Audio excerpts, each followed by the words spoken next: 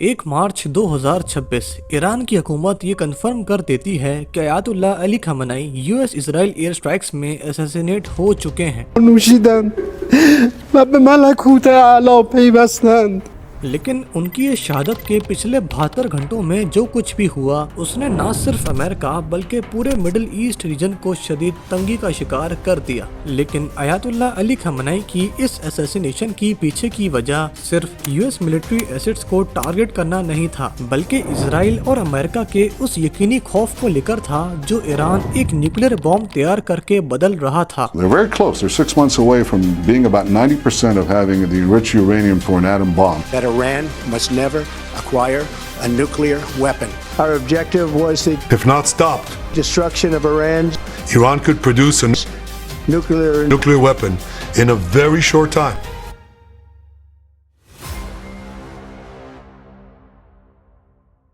2023 کے آخر تک مڈل ایسٹ کا ماحول تیزی سے گرم ہو چکا تھا. غزہ کی جنگ، ریڈ سی میں شپنگ پر حملے اور اسرائیل ایران کی پرانی دشمنی نے پورے علاقے کو واقعی بارود کا ڈھیر بنا دیا تھا. 2024 میں کچھ ڈائریکٹ ٹکرار بھی دیکھنے کو ملی لیکن 2025 تک آتے آتے یہ سب صرف بیان بازی اور دھمکیوں تک محدود نہیں رہا. ٹینشنز اتنی بڑھ چکی تھیں کہ ہر طرف یہ احساس تھا کہ یا تو کوئی بڑی ڈیل ہوگی یا پھر سیدھی جنگ. اسی دوران ایران کا نیوکلیر پروگرام ایک ایسا سٹارم تیار کر رہا تھا جو کبھی بھی پھٹ سکتا تھا. 12 اپریل 2025 کو مسقط عمان میں ایران اور امریکہ کے درمیان عمانی میڈیٹر کے ذریعے ان ڈائریکٹ ٹاکس شروع ہوئیں. یو ایس کی طرف سے اسپیشل انوائے اسٹیو وٹکوف اور ایران کی طرف سے فورن منسٹر عباس ارغچی سینٹرل کردار تھے. یہ گفتگو سیدھی نہیں تھی. دونوں ڈیلیگیشنز الگ رومز میں بیٹھی ہوئی تھیں اور پیغام میڈیٹرز کے ذریعے آگے پہنچایا جا رہا تھا. اس ٹاک میں اسٹیو وٹکوف نے ایران کی نیوکلیر انریچمنٹس کو کھل کر اوپوز کیا، یہ کہتے ہوئے کہ امریکہ ایسے کسی بھی پروگرام کو برداشت نہیں کرے گا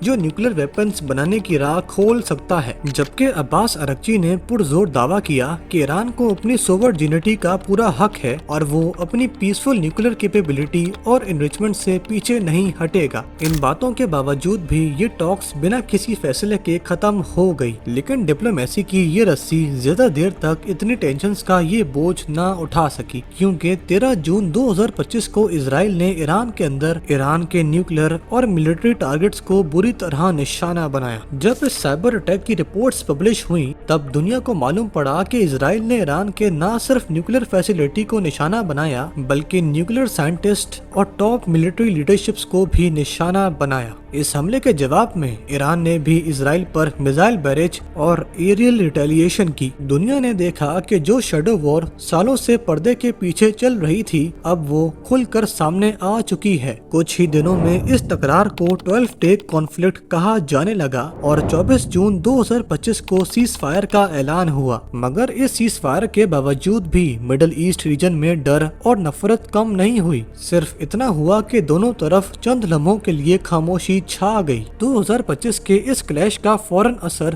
ورلڈ اکانومی پر بھی نظر آیا کیونکہ آئل مارکیٹس نے ترنت وار پریمیم جوڑ دیا اور اسٹریٹ آف ہارموز کے رسک کی وجہ سے پرائسز میں جھٹکا محسوس ہوا. انالیسسٹ نے پہلے ہی وارننگ دے دی تھی کہ اگر سپلائی سائڈ پر کوئی شوک آیا یا شپنگ راؤٹس ڈسٹرب ہوئے تو کروڈ آئل اور فرائڈ کاسٹ دونوں بڑھ سکتی ہیں اور جب یہ دو چیزیں بڑھتی ہیں تو اثر سیدھا مہنگائی، ٹرانسپورٹ اور امپورٹس پر پڑتا ہے چاہے ملک کوئی بھی ہو. یعنی یہ جنگ صرف بارڈرز یا ایئر سپیس تک محدود نہیں تھی بلکہ اس کا اثر آپ کے شہر کے پیٹرول پمپ تک محسوس ہو رہا تھا. سیز فائر کے بعد بھی کہانی ختم نہیں ہوئی تھی. بیک گراؤنڈ میں ٹاکس اور تھریڈز ساتھ ساتھ چل رہی تھی. 6 فروری 2026 کو مسقط عمان میں یو ایس اور ایران کے بیچ ان ڈائریکٹ ٹاکس کی رپورٹس دوبارہ سامنے آئیں. مقصد پھر وہی نیوکلیر فائل تھا لیکن اس دفعہ سیاسی ماحول اور زیادہ گرم تھا. ایک طرف واشنگٹن کا کہنا تھا کہ ایران کو اپنا نیوکلیر پروگرام اور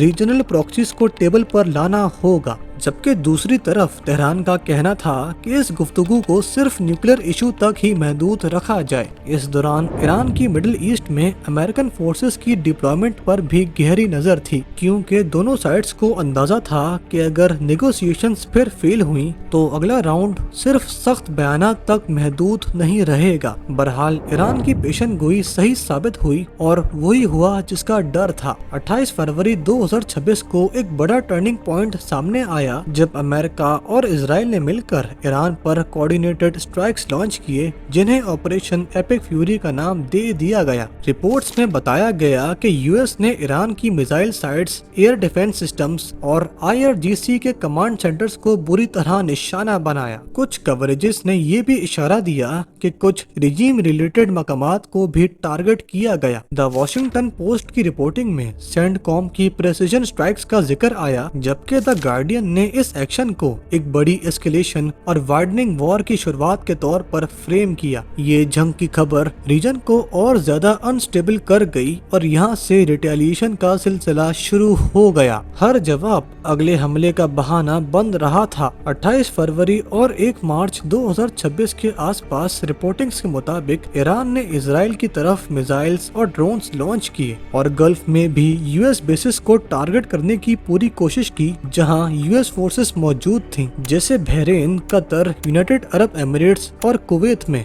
कवरेज में ज्यादातर मिसाइल्स इंटरसेप्ट होने का जिक्र था, लेकिन अटेम्प्ट्स और रीजनल टेंशंस कंफर्म की गयी। ये जंग सिर्फ मिसाइल्स तक महदूद नहीं रही, बल्कि वर्ल्ड लीडर्स के लफ्जों ने भी इस आग को फ्यूल किया। डोनाल्ड ट्रंप ने यूएस ऑपरेशंस को ईरान पर प्रेशर और पीस के नैरेटिव से जोड़ने की कोशिश की, जबकि बेंजामिन नेतन्याहू ने इजराइल के सर्वाइवल और अर्जेंट थ्रेट के फ्रेम में ईरान पर रिटेलिएटरी एयर स्ट्राइक्स को जस्टिफाई किया। तेहरान की लीडरशिप ने रिवेंज और कंटिन्यूअस रिटेलिएशन की लैंग्वेज यूज की और आयतुल्लाह अली खमनाई की रिपोर्टेड डेथ के बाद ईरान में अब लीडरशिप का सवाल भी फौरन उभर आया। ये वो लम्हा था जहां बैटलफील्ड सिर्फ ग्राउंड या एयर स्पेस तक लिमिटेड नहीं रही, बल्कि स्पीचेस, इंटरव्यूज और इमरजेंसी डिप्लोमेसी भी इस कॉन्फ्लिक्ट का हिस्सा बन गई। United Nations security council sessions में डिबेट्स हुई, मुख्तलिफ अलाइज स्प्लिट ओपिनियंस के साथ सामने आई और मीडिएटर्स ने इमरजेंसी कॉल्स के जरिए इस एस्केलेशन को रोकने की पूरी कोशिश की। इस लड़ाई का असर वर्ल्ड इकोनॉमी पर भी नजर आया, क्योंकि ऑयल और गैस की ग्लोबल शिपिंग और सप्लाई चेन डिस्टर्ब हो गई, जिसकी वजह से ग्लोबल स्टॉक मार्केट्स शूट कर गईं। इसके साथ ही स्ट्रेट ऑफ हॉर्मुज, जो ईरान और ओमान के बीच एक ग्लोबल शिपिंग राउट है, इसका रिस्क यहाँ एक की फैक्टर है, क्योंकि अगर यहाँ टेंशन्स बढ़ती हैं तो क्रूड प्राइसेस और फ्राइट कॉस्ट ग्लोबल लेवल्स पर इम्पैक्ट करती हैं और इसी वजह से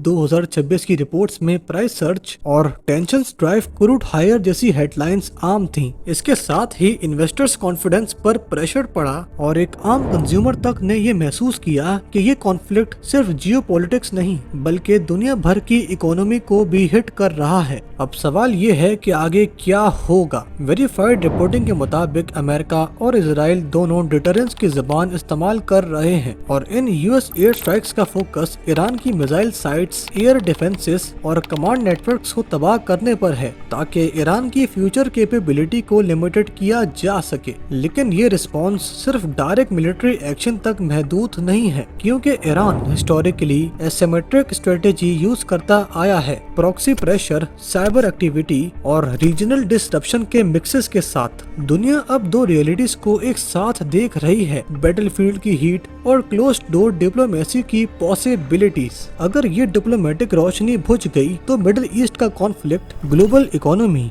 ऑयल मार्केट्स और रीजनल स्टेबिलिटी पर बहुत गहरा असर डाल सकता है।